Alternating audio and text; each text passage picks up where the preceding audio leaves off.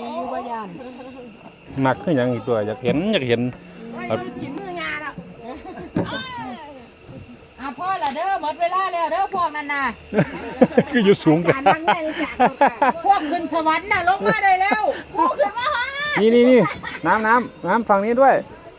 ไอตัวเล็กด้วยเสียบแน่นๆได้ไหมล่ะอันนี้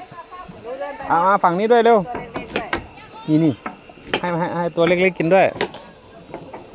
ตัวใหญ่กินก่อนเว้ยเอามานี่ไปแล้วได้ปู่เอาให้มันตัวเล็กๆสงสารมันอันนี้เดี๋ยวให้ปู่ให้เนี่ยคอมันยาวไม่เอาอย่าให้ตัวนู้นไม่เอาตัวนี้ไม่เอามันอ้าปากเลยไม่เอานะเดี๋ยวปล่อยเลยเดี๋ยวน้ำปล่อยปู่จะให้ตัวนู้นงับเอาแล้วถ่ายรูปเอาอีหลายืนนี่ก่อนนี่ถ่ายรูปเอาอีหลา